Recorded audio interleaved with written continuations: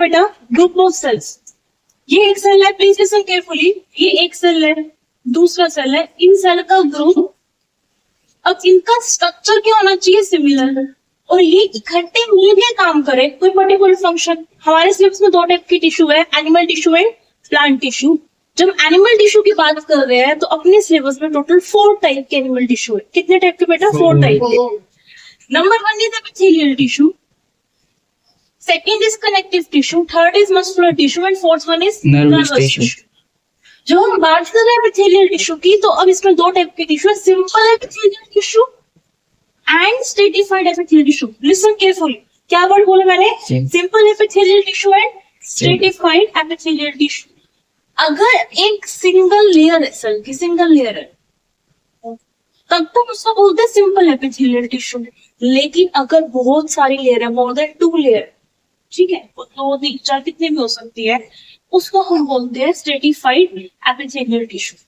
एक बार ये question NEET में भी आया हुआ है कि स्ट्रेटिफाइड एपिथेलियल का कोई दूसरा नाम है क्या? हाँ जी बिल्कुल है, स्ट्रेटिफाइड एपिथेलियल का दूसरा नाम, इसको हम बोलते हैं कंपाउंड एपिथेलियल टिश्यू।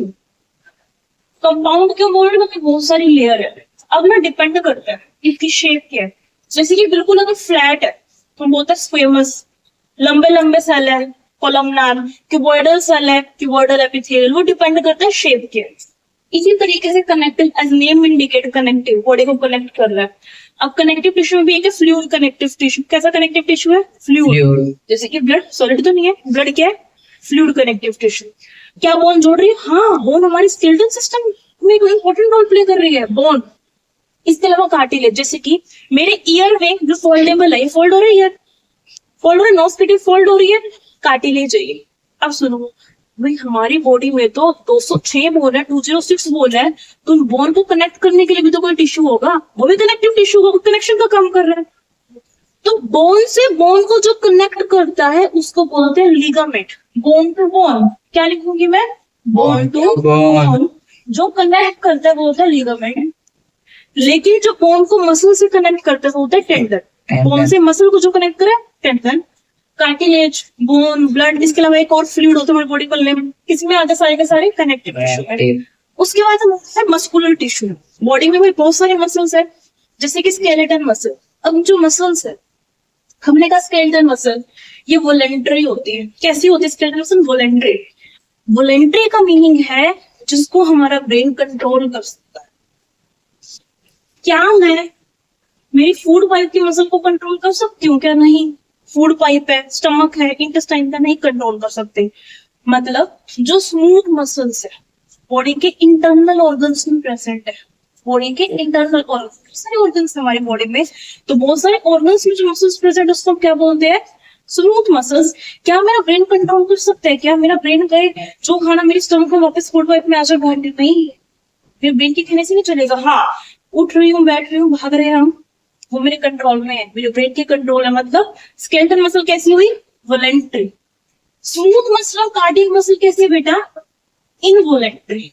इनवॉलेंटरी मतलब मेरा ब्रेन इसको कंट्रोल नहीं कर सकता। Cardiac, the word cardiac is used for heart. जो हार्ट की मसल्स है उसको हम बोलते हैं कार्डियक मसल्स। हार्ट की मसल्स को क्या बोलते हैं बेटा? Cardiac muscles. नेक्स्ट हमारे पास nervous tissue, as name indicate nervous tissue, मतलब जो ब्रेन में प्रेजेंट होगा। तो जो हमारा न्यूरॉन है, इसके सेल के अंदर कौन सा सेल आ जाएगा? न्यूरॉन। तो नर्वस टिश्यू के अंदर हमारे पास हो सकता है, एग्जाम्पल में देते हैं न्यूरॉन का स्ट्रक्चर ड्रॉ करने के लिए। न्यूरॉन के स्ट्रक्चर, जब भी हमें न्यूरॉन का स्ट्रक्चर ड्रॉ करना है, हमें क्या याद रखना है कि याद है हमने यहाँ पे ये बनाए थे, पहले हमने बनाई थी सेल बॉडी। क्या बनाई थी बेटा? Cell body. छोटे छोटे स्ट्रक्चर थे जिनका नाम था डेंड्राइट, जो मैसेज रिसीव करते हैं। सेंटर में प्रेजेंट होता है न्यूक्लियस। ये स्मॉल स्ट्रक्चर का हमने नाम दिया डेंड्राइट, और यहीं से निकलता हुआ एक लंबी सी लेयरिंग सी आई थी जिसका हमने नाम दिया था एक्सोन। और लास्ट में क्या होगी थी? नर्व की एंडिंग होगी थी, सिनेप्टिक नर्व बोला इसको। और एक्सोन को प्रिवेंट करने के लिए ऊपर एक शीट प्रेजेंट थी।